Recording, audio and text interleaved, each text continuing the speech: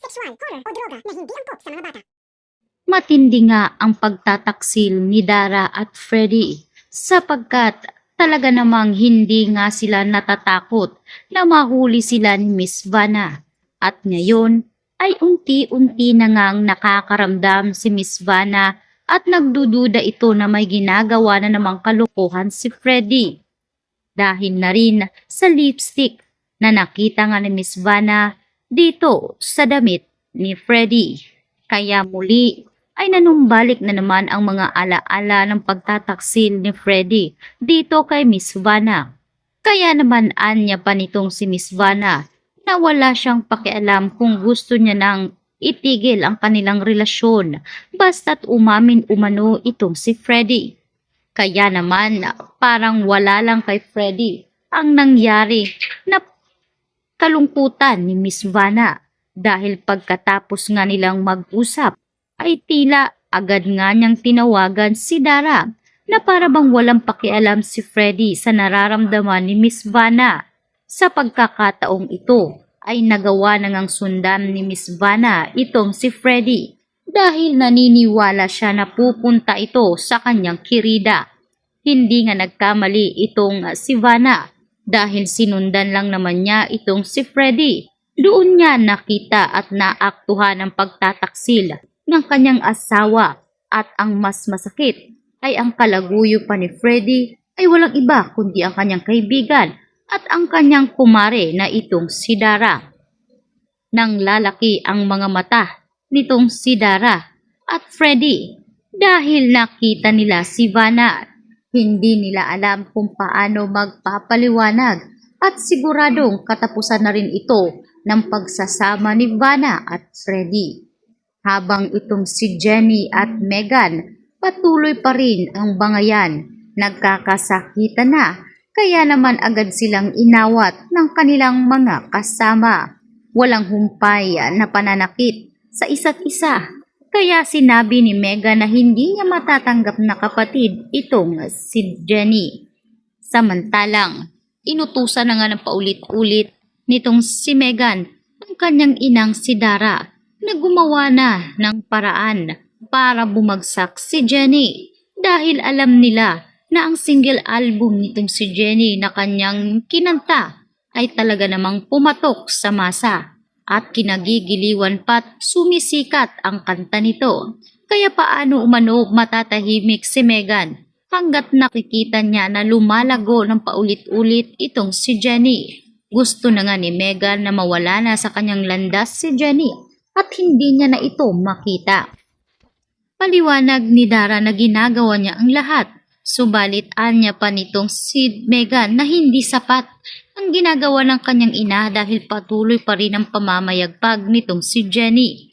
Kaya sa pagkakataong ito ay tatrabahuin na ni Dara itong si Freddy nang sa ganon ay pumayag na ito sa kanyang gusto. Nagdadalawang isip pa kasi itong si Freddy na tanggalin si Jenny at ipasok si Megan para si Megan umano ang mamayagpag at bumagsak na si Jenny. Ngunit sadyang ganun nga ba ang mangyayari? Matapos kasing umalis si Jenny sa Yumi ay dito na rin unti-unting natatanggal ang mga collaboration ng Yumi at marami rin sa advertisement ang umayaw at umatras. Ganon din kaya ang mangyayari kung sakaling pumasok o ipasok ni Freddy si Megan dito sa Engrande Agency. Dahil oras na tanggalin si Jenny ay magkakasamaan nga ng loob si Freddy at Vanna. At dahil mamaniobrahin nga ni Dara si Freddy ay mas lalong magagalit itong si Vanna. At nang makita niya nga ang dalawa ay nasampal nga ng lintik nitong si Miss Vanna, si Dara. Sabay sabi na inakala niya talaga na isang disenteng babae itong si Dara at hindi ito papatol sa lalaking may asawa dahil ramdam niya naman marahil kung paano at gaano kasakit na malaman na may ibang babae pala ang kanyang asawa. Ngayon ay parang pareho na nga sila ng estado ni Minchi. Ang kinaibahan lang ay nang malaman nga ni Minchi na may asawa na itong si Dio, ay agad nga itong dumistansya. Habang itong si Dara ay patuloy ang tila pangangati ng katawan nito na ialok ang kanyang sarili kay Freddy para lamang sa plano nitong tanggalin si Jenny. Ngunit hindi umano papayag itong si Vanna na makukuha ni Dara ng ganoon kadali ang kanyang gusto kay Freddy. Magkakasubukan umano sila at kung kinakailangan magsama si Freddy at Dara sa kulungan ay gagawin niya dahil siya pa rin ang legal na asawa. Bagay na hindi nakuha ni Dara noon dahil alam ni Dara na si Minchi ang mahal ni Dio at hindi siya. Kaya naman nahiya itong si Dara, agad umalis habang si Freddy ay nakatikim nga ito ng sampal sa kanyang asawa.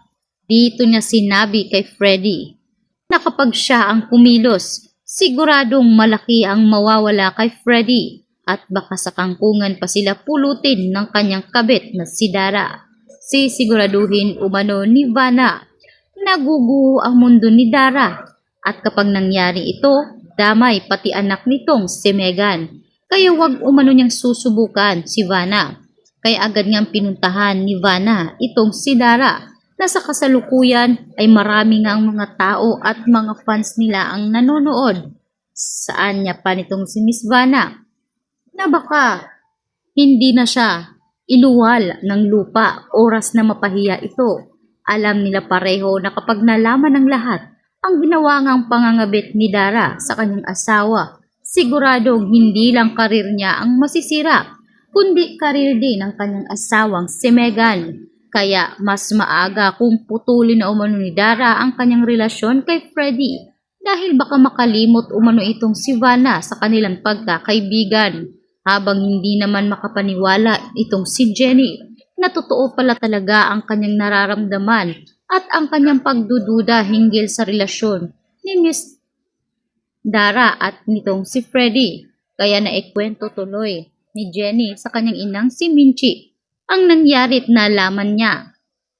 Habang dito na nga pumunta itong si Miss Amelia sa pamamahay ni Minchi upang bisitahin at makipagkita kay Jenny para ialok na rin kay Jenny ang last will of testament ni Miss Amelia at ibibigay niyang mana sa kanyang apo na si Jenny, ang nag-iisang halari at tagapagmana nito dahil ang katotohanan ay hindi naman talaga isang halari itong si Megan dahil si Megan ay isang